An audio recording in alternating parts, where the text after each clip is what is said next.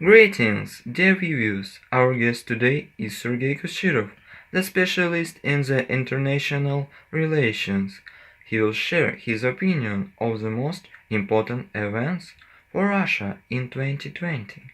Thank you for asking me to participate in this program, and indeed, the 2020 can go down in history as the year of total mess. Many foreign and domestic conflicts that took place during the inaugural pandemic of the COVID-19, and I'm willing to share my opinion of the most significant conflicts that took place in the neighboring countries with Russia and their bilateral uh, relations with Russia as well. How do you think how the recent presidential elections in Belarus affected the bilateral relation with Russia? Thank you for asking this question. And in order to do that, we must take a look at the very basis of the bilateral relations between Russia and Belarus, and it's called the Treaty of the United States. It's provided for the integration on the political and economic level in order to unify the process in both countries. And the ideal goal was to create the unified federative state. Even though Alexander Lukashenko, former and the current president of Belarus, was the initiator of this idea, it didn't quite please them at all. Throughout the history, he has been complaining about Russian attempts to violate the sovereignty and independence of Belarus. And in order to make it clear, I have to say that the international situation quite made a field to make maneuvers for him. Even though he is called the last dictator of Europe, the European states and the United States would rather cooperate with him, and even the Trump's administration contributed to it. But it changed in the 2020 when the presidential elections began. It was the unprecedented event in the history. It raised a bunch of protests across the whole country, and the Western community was deeply negative about that. It condemned the actions undertaken by the Belarusian government that, in fact, makes this field for making maneuvers of Lukashenko expired.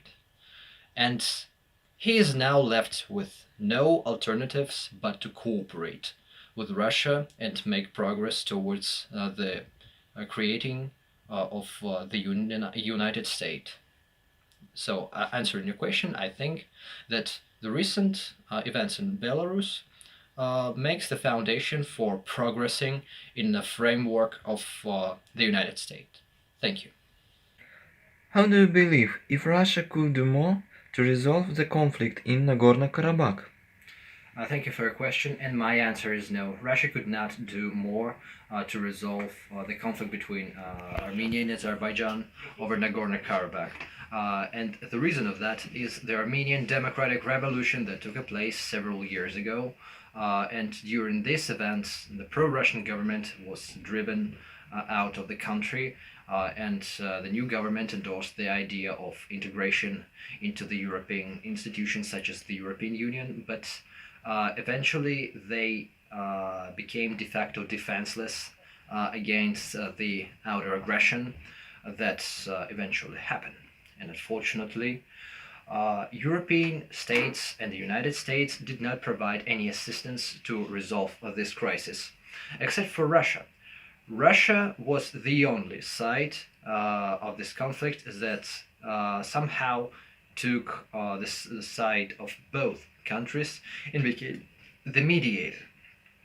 Mediator's work is to provide quick and mutually beneficial solution for both sides of the conflict in order to resolve this crisis and to restore the stability in the region. And the Russia could not do more because the pro-Russian government was driven out.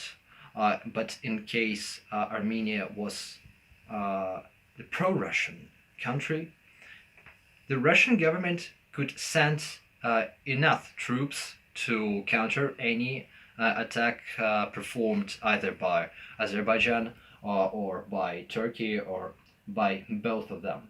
But Armenians contributed to not let this happen. So my answer is no. Russia could not do more to resolve the conflict between both states, but to remain the mediator. And it is quite a good thing because Russia has no interest in spoiling the relations between Russia and Armenia and between and Russia and Azerbaijan because they are the key states in the Caucasian region, and we need to keep good relations with them. Thank you. Well, let us hope your predictions will come true. Thank you, Sergey, for coming here today. Do you have anything to add? Well, you're always welcome. And the only thing I wish you is to celebrate the new year with your relatives, and I wish you the good health during this complicated situation with coronavirus. Thank you very much.